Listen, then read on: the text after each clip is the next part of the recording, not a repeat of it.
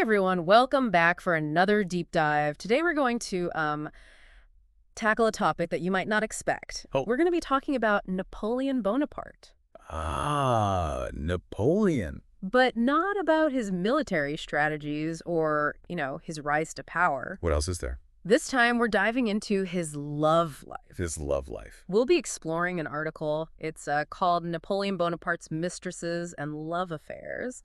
And we're going to try to uncover the truth behind all those rumors and stories. Well, I've always found it fascinating that Napoleon, this great emperor, this military genius, only publicly acknowledged 7 mistresses. 7.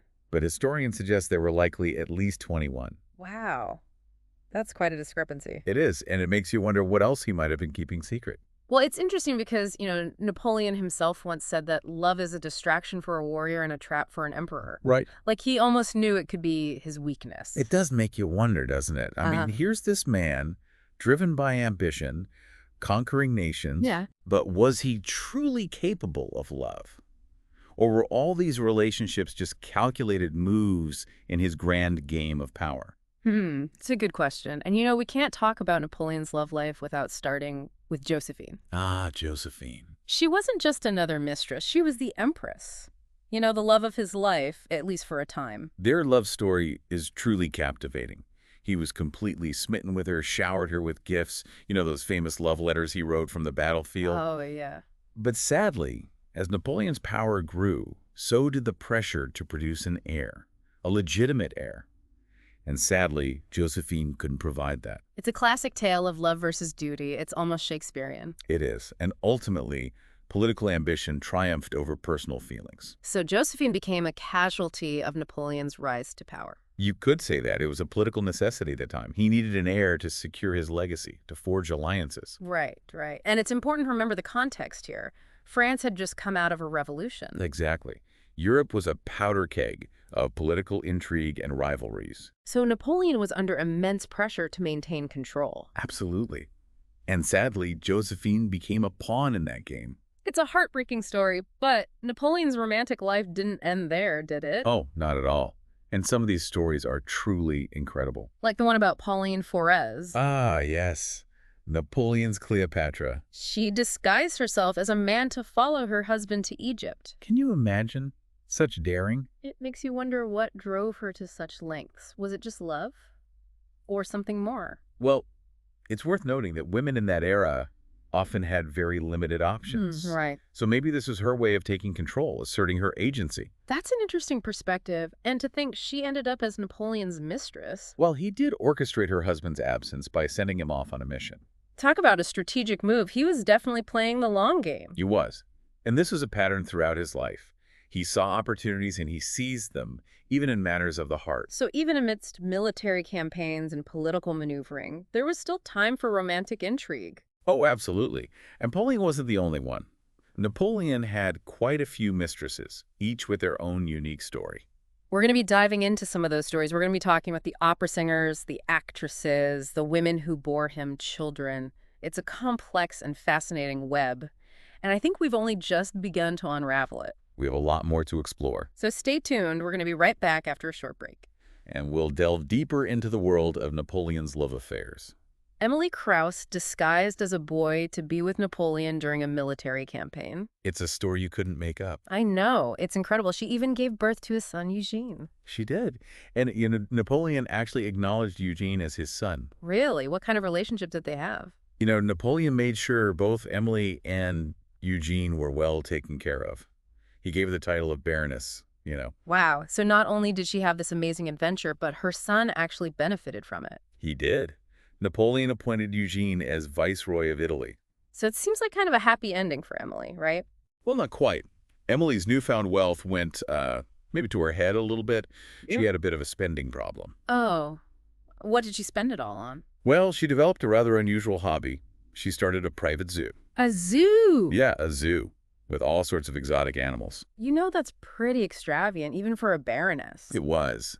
And sadly, her lavish spending habits eventually led to her financial ruin. Oh, no. Despite Napoleon's initial generosity, Emily died in poverty. So from battlefield romance to barrenness to bankruptcy because of a zoo, what a story. What a life. It Yeah. just goes to show, right, how quickly fortunes can change. It does. Okay, so we've got Emily, but you also mentioned Eleanor Denwell, and her son played a key role in Napoleon's divorce from Josephine. He did. What was so special about him? Eleanor was introduced to Napoleon by his sister-in-law, Caroline Bonaparte. Oh, so a little matchmaking going on. You could say that. Yeah. And this match resulted in the birth of Charles Léon, Napoleon's first acknowledged son. And that proved that he could actually have children. Exactly. It shifted the blame, so to speak, onto Josephine, and it ultimately led to their divorce. So even though Napoleon clearly loved Josephine, his ambition, his need for a legitimate heir, outweighed his personal feelings. It did.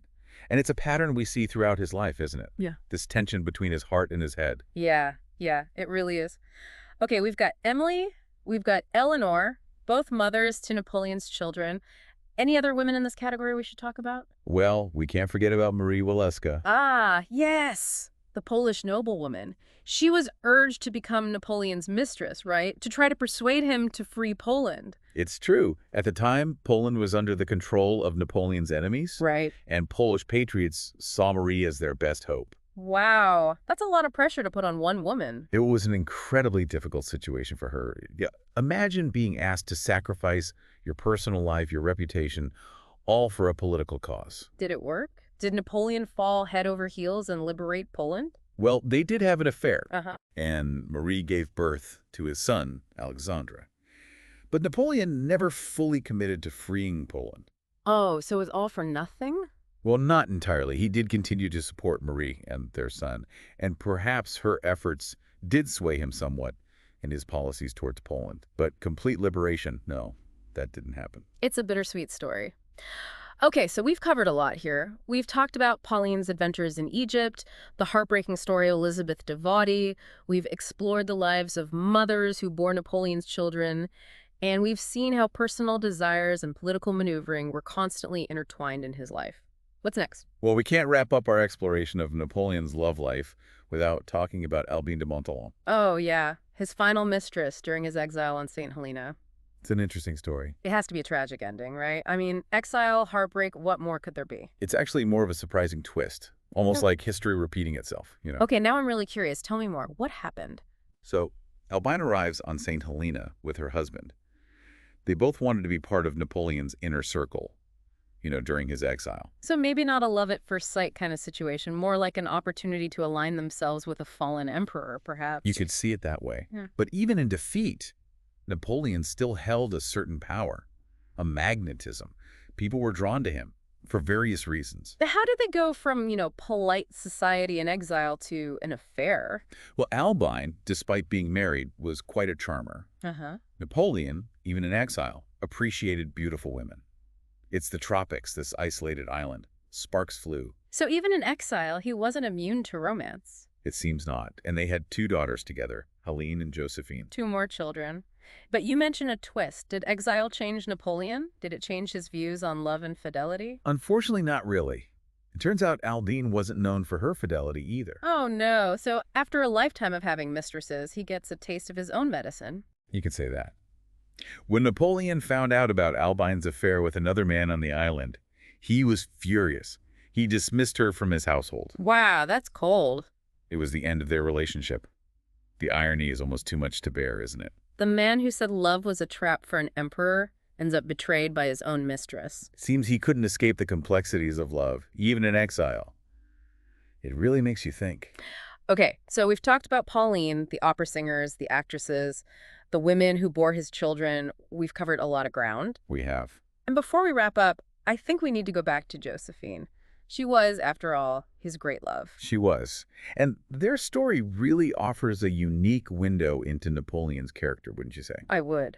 Okay, let's dive back into Josephine's world and see what we can learn. Let's see what her story reveals about the man who loved her, left her, and yet never truly forgot her. Okay, so Josephine. We've talked about her throughout this whole thing. We have. But what was her story really like? She was Napoleon's great love, but they ended up divorcing. It's a story of love and loss. But also, about power. Don't forget, Josephine was older than Napoleon, a widow. Right. 2 kids already. Right. Not exactly, high society. Not exactly what you'd expect for an emperor's wife. So what was it about her? What drew Napoleon to her? He was smitten, completely head over heels, showered her with affection, gifts, those love letters, Oh, remember? yeah, from the battlefield. Exactly. It's hard to imagine, right? Napoleon, this military mastermind, writing love letters. So romantic.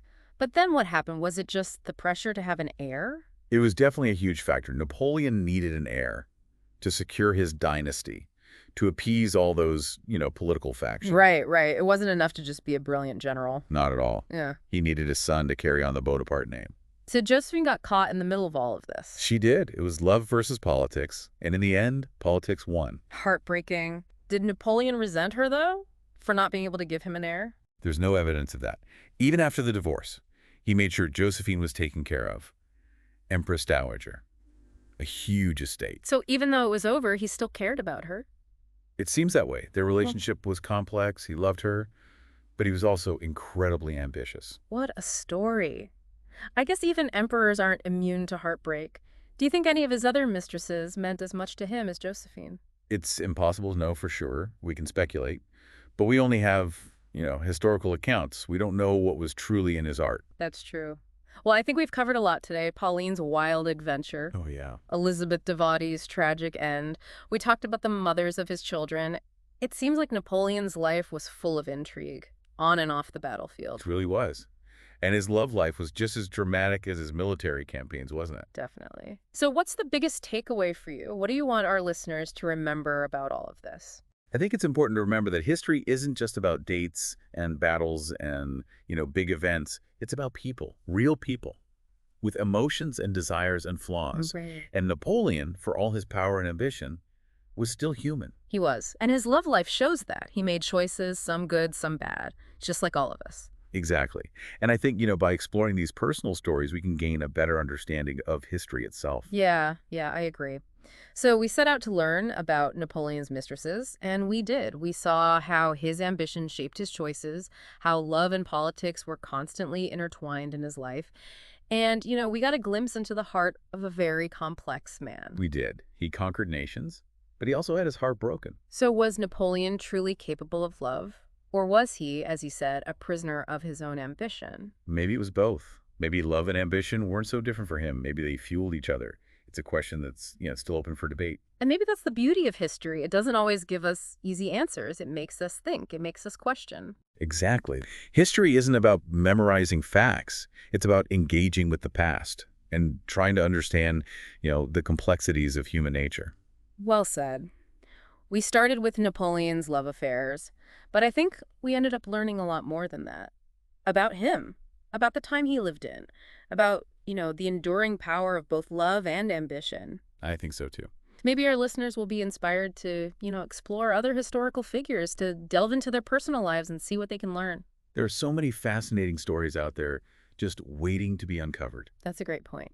And on that note, I think it's time to wrap up this deep dive. Thanks for joining us. Until next time.